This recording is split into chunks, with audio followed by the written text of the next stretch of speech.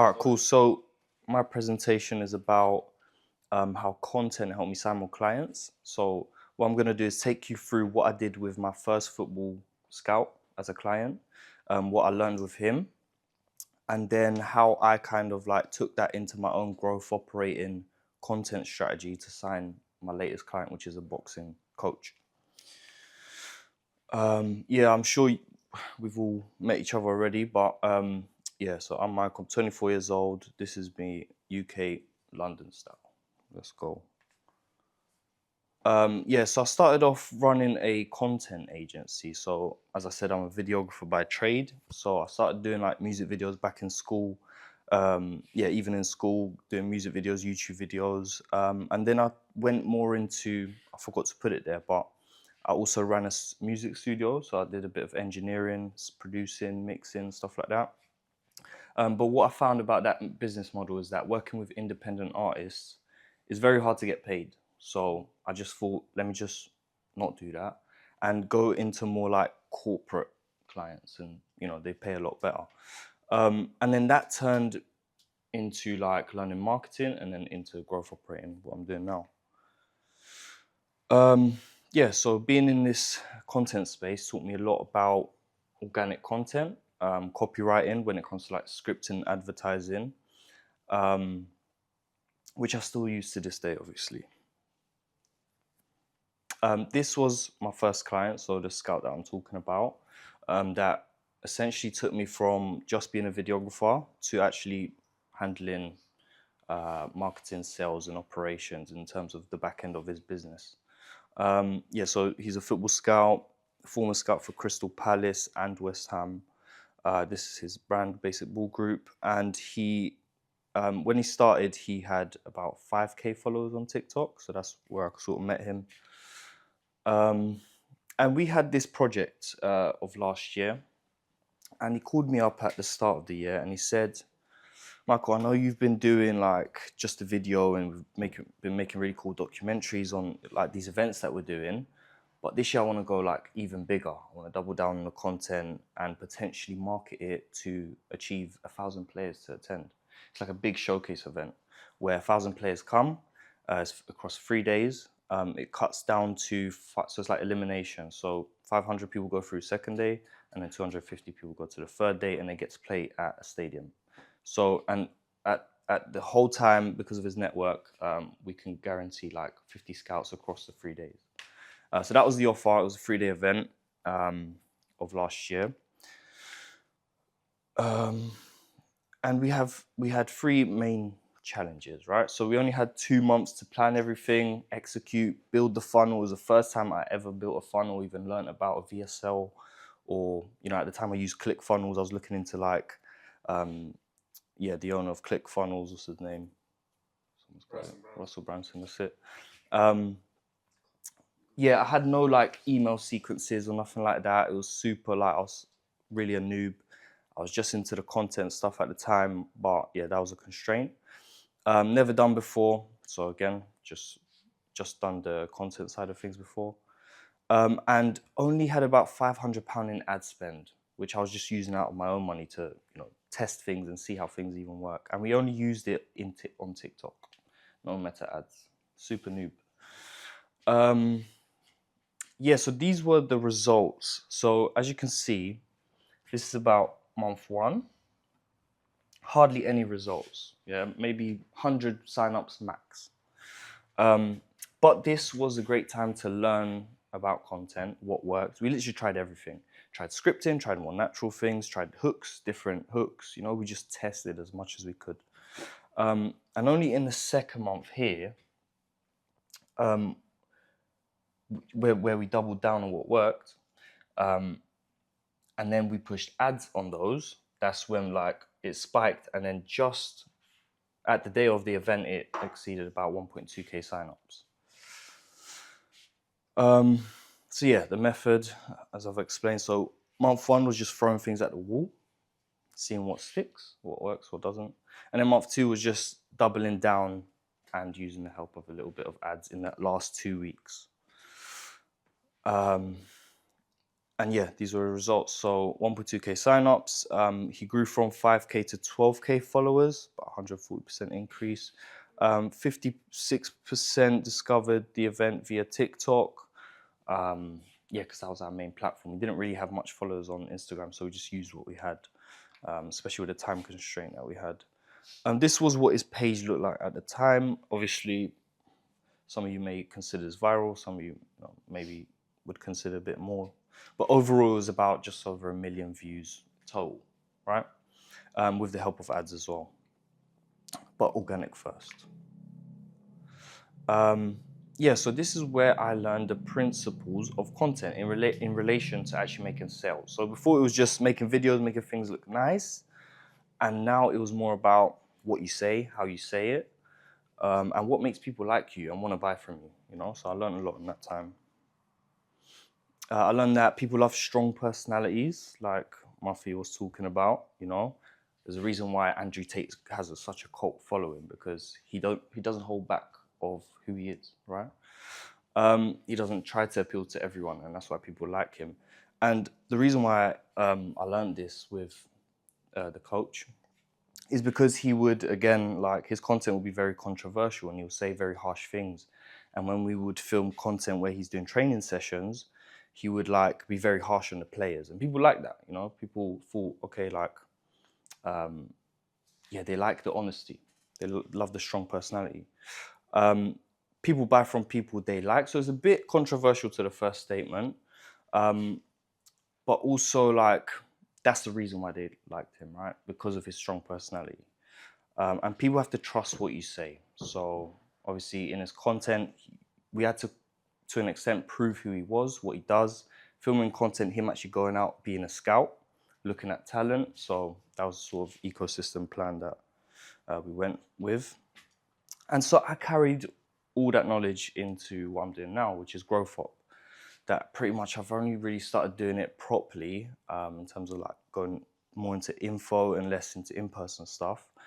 Yeah, like in February, basically.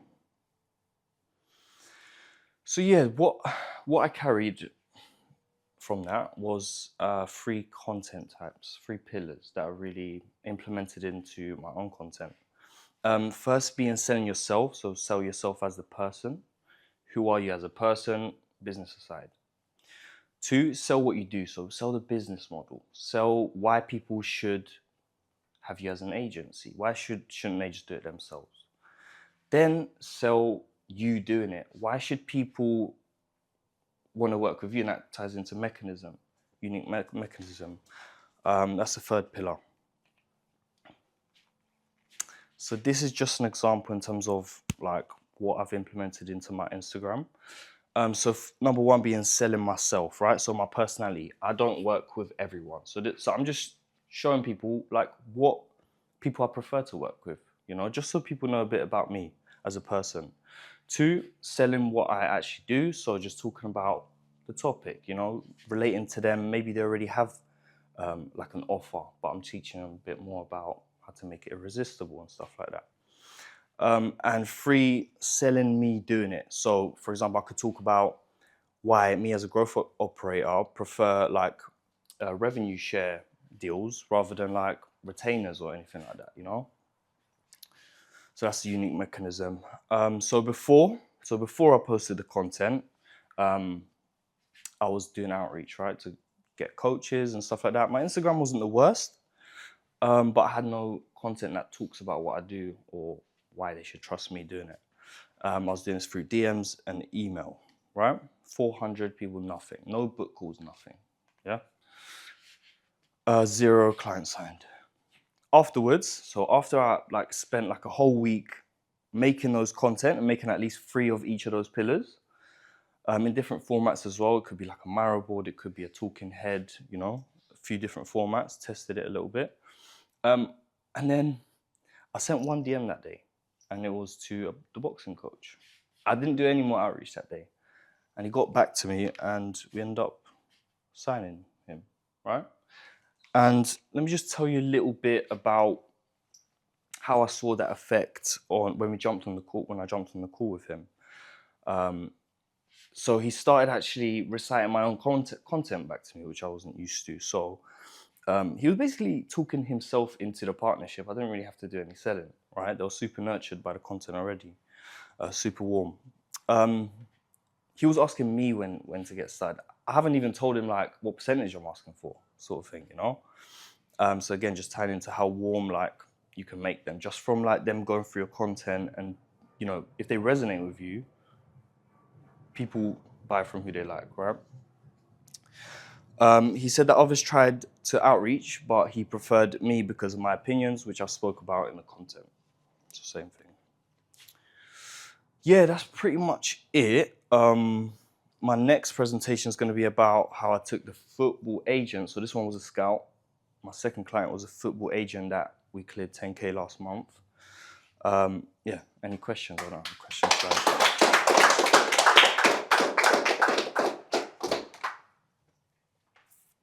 How have like building that scout and like obviously you told me you're kind of a bit newer into this. What's like the biggest lesson you've learned so far? With the scout? Just in general. In business? Just in general, what's the biggest lesson you learned? I learned a lot, but probably the biggest lesson I've learned in business. Or even what this taught you? This. Definitely content, copywriting. Like, again, not hiding your personality, like really like going into that. That's definitely important. Being controversial, definitely. Yeah, that's pretty much it, I think. I'm sure there's more, but yeah, go ahead.